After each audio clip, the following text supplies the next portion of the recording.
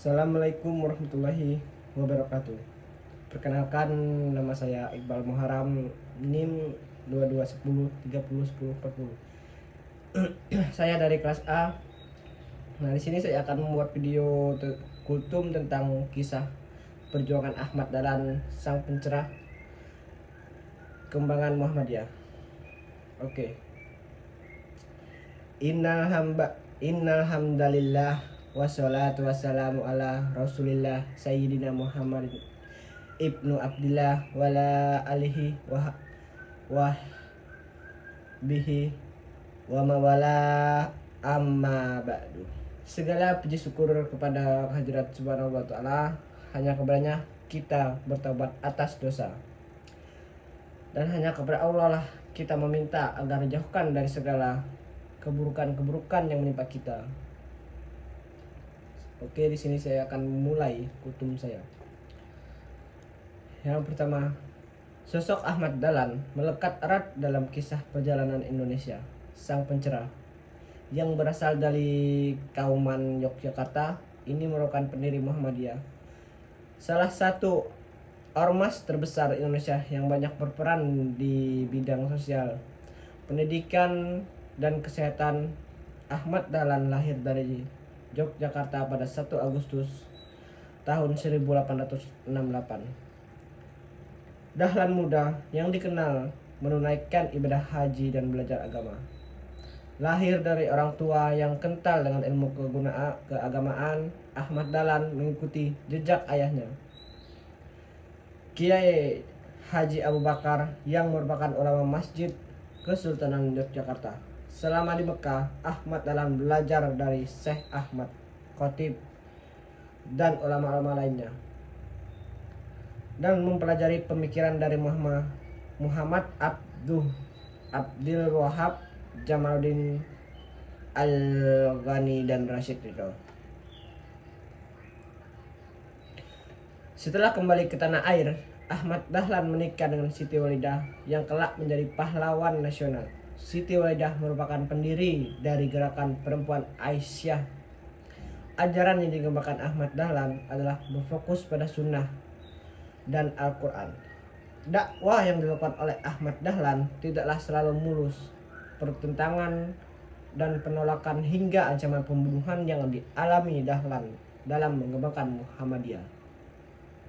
Ketika surat permohonan pembentukan Badan Hukum Muhammadiyah dikeluarkan pemerintahan Hindia Belanda, Ahmad Dahlan hanya dapat melakukan aktivitas di Yogyakarta. Tidak kehabisan akal, Ahmad Dahlan tetap melakukan dakwah di berbagai kota dan melakukan pendekatan lewat jaringan-jaringan dagangnya. Muncul ketakutan pemerintahan Hindia Belanda saat itu terkait perkembangan Muhammadiyah lewat aktivitas dakwah dan jaringannya.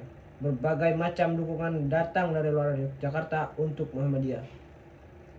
Pada suatu waktu, Muhammadiyah dianggap melakukan tafsir Al-Quran yang baru oleh organisasi Islam lainnya. Pada Kongres Al-Islam di Cirebon mengenai kritikan itu, Ahmad Dahlan menjawab, Muhammadiyah berusaha bercita-cita mengangkat agama Islam dari keadaan terbelakang. Banyak penganut Islam yang menjunjung tinggi tafsir para ulama daripada Al-Quran dan hadis. Umat Islam harus kembali kepada Al-Quran dan hadis, harus mempelajari langsung dari sumbernya dan tidak hanya melalui kitab-kitab tafsir, kata Ahmad Dahlan saat itu. Ahmad Dahlan tercatat memimpin Muhammadiyah pada tahun 1912 sampai 1923. Salah satu strateginya dalam mengembangkan Muhammadiyah adalah mendidik dan pamong praja atau calon penjabat yang belajar di Osvia Magelang dan Quick School Jetis Yogyakarta, tempat dirinya juga bekerja sebagai seorang pengajar. Setelahnya, Dahlan juga mendirikan sekolah keguruan yang bernama Madrasah Mu'alimin atau Quick School Muhammadiyah dan Madrasah Mu'alimat Quick School Putri Muhammadiyah. atas dedikasinya Ahmad Dahlan menerima gelar pahlawan nasional. Demikian, tidak kehabisan akal. Demikianlah yang dapat saya sampaikan pada kesempatan ini. Semoga dapat bermanfaat bagi kita semua dan kita aplikasikan dalam kehidupan sehari-hari.